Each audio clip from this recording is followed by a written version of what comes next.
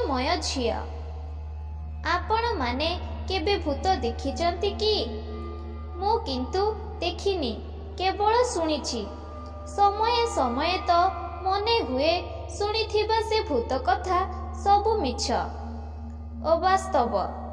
ତାର କୌଣସି ସତ୍ୟତା ନାହିଁ।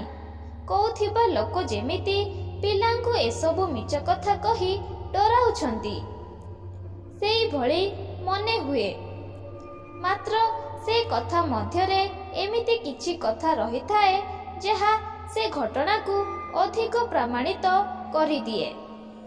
ସେଇଭଳି ଏକ ଘଟଣା ଯାହାକୁ କି ମୁଁ ପିଲାଦିନେ ଜେଜେମା ମୁହଁରୁ ଶୁଣିଥିଲି, ତାହା ନିମ୍ନରେ ଗଳ୍ପର ରୂପ ଦେଇ ବ୍ୟାଖ୍ୟା କରୁଛି।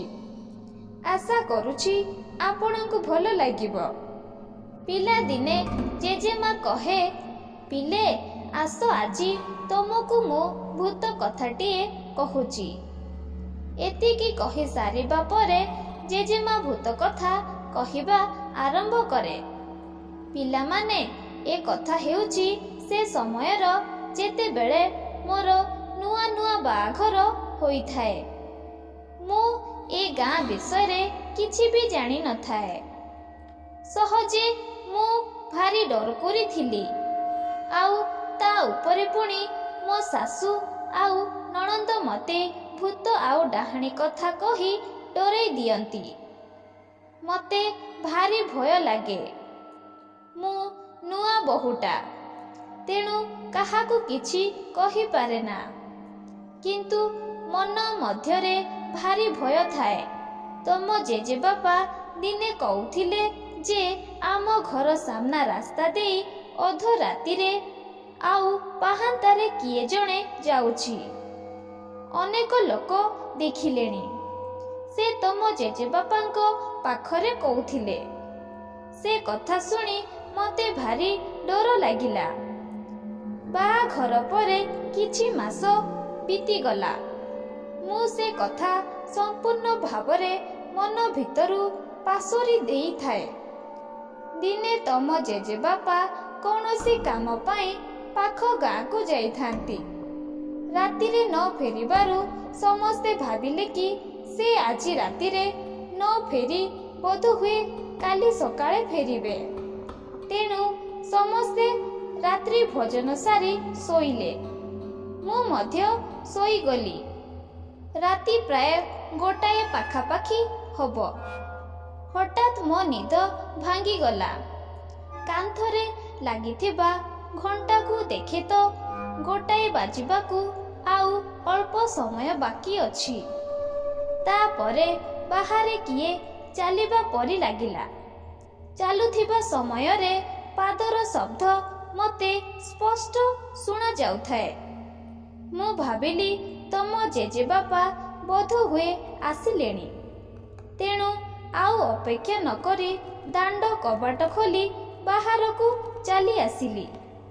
ବାହାରକୁ ସିନା ଚାଲି ଆସିଲି, ଆସିବା ପରେ ସେଠାରେ ଯାହା ଦେଖିଲି, ମୋ ପାଦ ତଳୁ ମାଟି ଖସିଗଲା। ପ୍ରଥମେ ଦେଖିଲି ଯେ ସେଠାରେ କେହି ନାହାନ୍ତି। ଅନ୍ଧାର ହୋଇଥିବାରୁ ବେଶୀ ଦୂରକୁ ଦେଖାଯାଉନଥାଏ। ବାହାରେ ଜଳୁଥିବା ଛୋଟ ଆଲୁଅ ସାହାଯ୍ୟରେ ଯେତେ ଦୂର ପର୍ଯ୍ୟନ୍ତ ଦେଖିଲି, ସେଠାରେ କେହି ନଥାନ୍ତି। ମୋତେ ଭାରି ଭୟ ଲାଗିଲା।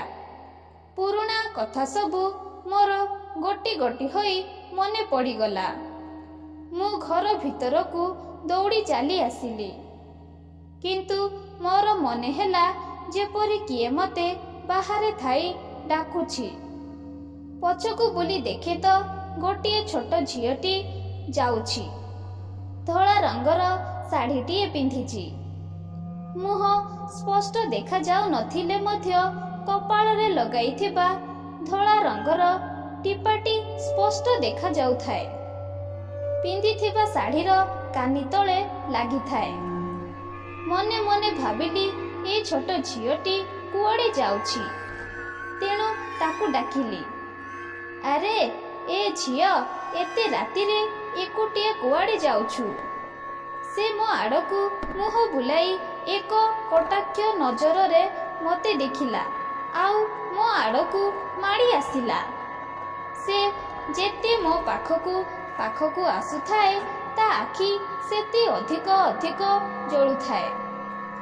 ଯେମିତି ତା ଆଖି ଦୁଇଟି ଆଖି ନୁହେଁ, ବରଂ ଦୁଇଟି ଜଳୁଥିବା ଅଙ୍ଗାର। ସେ ମୋ ପାଖ ପହଞ୍ଚିବା ଆଗରୁ ମୁଁ ବୋଉଲ କହି ଘର ଭିତରକୁ ଚାଲିଗଲି।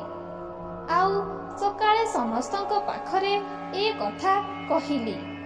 ସେତେବେଳକୁ ତମ ଜେଜେବାପା ମଧ୍ୟ ଆସି ସାରିଥାନ୍ତି। ଗତ ରାତିର ଏସବୁ କଥା ଶୁଣି ମୋ ଶାଶୁ ଶ୍ୱଶୁର ମୋତେ ବାରଣ କଲେ କି ରାତିରେ ଏଇଭଳି ବାହାରକୁ ଯିବାକୁ, କାରଣ କିଛି ଦିନ ହେବ ସେ ରହସ୍ୟମୟ ଝିଅ ବାହାରୁଛି। କାହାଣୀଟି ସରିଲା। ଆଶା କରୁଛି ଆପଣମାନଙ୍କୁ ଏହି କାହାଣୀଟି ଭଲ ଲାଗିଥିବ। ଭଲ ଲାଗିଥିଲେ ଲାଇକ୍, ସବସ୍କ୍ରାଇବ୍ ନିଶ୍ଚୟ କରିବେ ଓ କମେଣ୍ଟ ମାଧ୍ୟମରେ ନିଶ୍ଚୟ ଜଣାଇବେ।